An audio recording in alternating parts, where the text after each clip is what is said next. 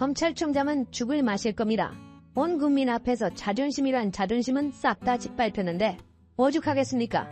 역시나 예상대로 이원석 총장도 반윤 라인을 타기 시작했습니다. 본인이 몰랐다고 말한 것부터 이미 이 정부에 반기를 들겠다는 의사 표현이었을 것으로 보입니다. 더 문제인 건 윤석열 대통령과 대통령실의 반응입니다. 본인들이 무엇을 잘못했고 그것에 왜 국민적 지탄을 받고 있는 것인지 아직 감을 못 잡고 있는 것 같습니다. 오늘 제가 말씀드리는 이야기들 대통령실에선 아주 불편할 겁니다. 그러나 이게 현실입니다. 영상 시작 전에 구독과 좋아요 한 번씩 부탁드립니다. 김건희 여사가 제3의 장소에서 비공개 조사를 받은 것에 대해 이원석 검찰총장이 수사팀을 공개 질책하고 대국민 사과했죠. 이건 검찰총장의 단순 사과가 아닙니다. 윤 대통령 부부의 비상식적 행태를 고발하는 것이나 다름없습니다. 서울중앙지검 수사팀은 아무도 손 못 대던 영부인 조사를 해냈는데 정작 검찰총장이 비판하고 있다며 들끓고 있다고 합니다. 주말 사이 김건희 여사에 대한 제3의 장소 비공개 조사가 이루어진 것에 대해 이원석 검찰총장이 고개를 숙이면서 모든 게 세상에 알려졌습니다. 중앙지검이 김 여사를 검찰 첨사가 아닌 제3의 장소로 소환조사해 절차적 정당성을 심각하게 훼손했다는 취지의 말이었고, 출근 직후 이 총장은 이 장소 서울중앙지검장으로부터 직접 대면 보고를 받고 강하게 질책하기도 했습니다. 이 총장은 이후 진상 파악을 지시했고, 대검 관계자는 이에 대해 사실관계를 확인하는 차원으로 감찰 착수는 아니라고 설명했지만 애들로 표현한 것뿐입니다. 여기에 대면 보고에서 이 지검장이 보고가 늦어진 점을 여러 차례 사과하며 정면 충돌은 피해가는 모양새지만 이미 검찰총장의 사과가 방아쇠를 당긴 겁니다. 검찰총장의 이례적 공개 질책에 서울중앙지검 수사팀은 격앙된 분위기이고 이미 언론을 통해 알려진 사실들입니다. 서울중앙지검 관계자는 실제로 지난 2년간 아무도 손대지 못한 영부인 조사를 성사시켰더니 정작 검찰총장이 나서서 수사팀을 적격하는 셈이라고 비판했을 정도입니다. 또 형사사건 공개 금지 규정에 따르면 피의자가 원치 않을 경우 공개 소환을 할 수 없다며 수사팀은 어떻게든 김 여사를 대면 조사하는 것이 우선이었다고 강조하기도 했습니다. 누가 봐도 권력싸움인걸. 이렇게 말한다고 해서 없는 사실이 됩니까? 더 문제가 되는 건 대통령과 대통령실의 반응입니다.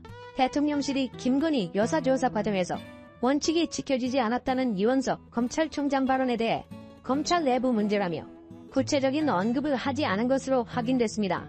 대통령실 관계자는 어제 이 총장의 발언에 대한 입장을 묻는 질문에 검찰 내부의 문제인 듯하다며 대통령실이 수사 중인 사안과 관련해 언급하는 것은 적절하지 않다고 말했을 뿐입니다. 그러면서 김건희를 옹호하는 발언은 빼놓지 않았습니다. 이 관계자는 비공개 조사가 특혜라는 일각의 주장에 대해선 검찰 조사에 응했을 뿐이고 현직 대통령 부인이 소환돼 대면 조사를 받은 것은 전례가 없다며 특혜 주장은 과도하다는 기존 입장을 반복할 뿐이었습니다. 이뿐만이 아닙니다. 김 여사의 문제가 된 명품백을 제출할지 여부에 대해서도 이 관계자는 수사에 대한 내용이라 검찰 제출 여부와 시기를 말씀드리기 어렵다고 말하기도 했습니다. 국민들은 불신이 쌓여갈 수밖에 없는 겁니다. 김건희 여사를 포토라인에 세우는 소환이 비록 쇼였더라도 좋았을 것입니다. 몰래 소환은 몰래 했다는 것 자체만으로 점수를 50점 이상 깎이게 되는 것이고 이명박 때 이미 우리는 배우지 않았습니까? 몰래 불러서 조사해놓고 그 어떤 수사 결과를 발표해도 얼마나 많은 사람이 믿겠냐는 것입니다.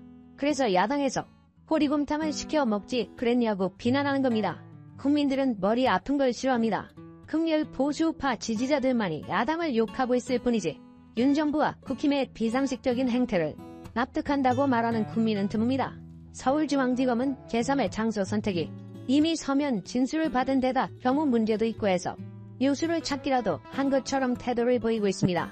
그러나 대통령실 눈치를 본 결정이었을 것이고 그렇지 않다면 이러한 선택은 선용이 안 됩니다. 실제로 윤석열은 대패한 총선 한 달 뒤 전격 기습 검찰 인사를 단행했습니다. 선거 민심에 따라 김건희 여사 전담 수사팀을 꾸려 신속하고 철저하게 수사하라고 지시한 검찰총장 이원석을 제치고 여사 소환 입장을 이전부터 주장해온 중앙지검장 송경호와 김건희 관련 수사 간부들을 모조리 갈아치운 것입니다. 이때부터 이미 예견되어 온 일이라는 겁니다. 이원석은 이런 김새를 눈치채고 성역 없는 수사를 여러 번 강조했었던 겁니다. 국민들 모르게 소환하는 것을 미리 경계하기도 했으며 행여라도 그런 비공개 출장 조사 같은 건 염두에 두지 말라는 신호를 주기도 했습니다. 그러나 이창수는 그에게 보란듯 모든 걸 뒤집은 겁니다. 24조 원짜리 체코 원전 100개를 따도 돌아오는 건 냉수 아니면 무반응이라는 걸 알아야 하며 정치 저관여 중도층 국민은 먹고 사는 문제가 가장 중요하고 대통령 부부의 태도가 그들 평가의 절대적 기준이라는 걸 왜 아직도 모릅니까? 이 정도면 나는 바보요 하는 것 말고는 설명이 안 되지 않습니까? 김건희 문제에 관련하여 보수파 정치인 논객들 사이에서 일치된 의견이 있습니다.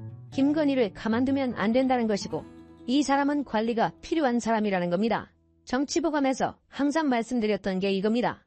대통령 부부는 국정운영을 할 때가 아니라 정신병원에 격리되어 치료를 받아야 한다는 것입니다. 그들을 조롱하는 것이 아닙니다. 대통령 부부도 국민 아닙니까? 대한민국 국민이라면 선진 의료 시스템을 누릴 권리가 있습니다. 왜 굳이 정상적인 사고도 불가능한 사람들이 국민들한테 욕먹어가며 그 자리에 있는 겁니까?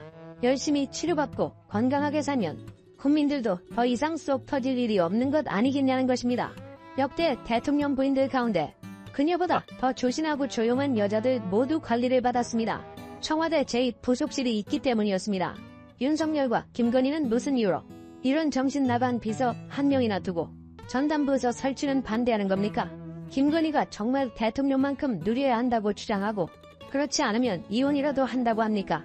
가방을 받은 날 돌려주라는 지시를 받았는데 깜빡하고 못 돌려줬다는 게 김건희 담당 행정관의 검찰 진술입니다. 윤석열은 총선 후 기자회견에서는 대다수 국민이 원한다면 그 설치를 검토하겠다고 했습니다. 그때나 지금이나 많은 국민들이 원하고 있습니다. 스스로 자기 자신의 브랜드인 공정과 상식도 잃고 약속도 지키지 않는 사람이 되려 하고 있습니다. 본인이 그렇게 말해놓고 본인이 가장 공정과 상식을 멀리하고 있습니다. 국민적으로 지지받는 주요 측근들이 듣기 싫은 소리를 했다고 해서 쌍욕하며 내동댕이 치고 있습니다. 한동훈이 본격적인 시작이고 이원석 검찰총장은 그 후임입니다. 한동훈은 윤석열과 다르다는 걸 어필하고 있습니다. 그러면서 국힘 대표 자리를 누리고 있습니다. 윤석열의 보호막이 사라지고 있다는 걸 방지하는 것입니다. 검찰의 이번 대면 조사는 2020년 4월 도이치모터스 사건과 관련해 김 여사에 대한 고발장을 접수한 지 4년 3개월 만에 이루어진 겁니다. 일반인이었으면 검찰 소환을 이렇게 오랫동안 피하지는 못했을 것입니다. 국민들이 상실감을 느끼는 이유 아니겠습니까? 늑장 조사도 유감이지만 김 여사를 조사한 방식이 적절했는지도 의문입니다. 수사팀은 경우와 안전상의 이유를 대며 제3의 장소를 선택했습니다. 심지어 그 장소도 김건희가 선택했다는 의혹이 제기되고 있습니다. 특혜도 성욕도 없는 수사 맞습니까? 현직 대통령 부인이 온갖 의혹으로 구설에 오르는 것 자체가 면목 없는 일입니다. 의혹의 사실 여부를 떠나 국민에게 공개적으로 사과하고 검찰 조사에 성실히 임하는 것이 도리 아니냐는 것입니다. 검찰이 주요 인사를 수사하면서 총장 승인을 건너뛴 것도 초유의 일입니다. 대통령실은 이 일을 지금은 말할 수 없다면서 넘어가려 하지 말라는 겁니다. 수사팀은 김 여사 측이 처음엔 도이치 의혹의 한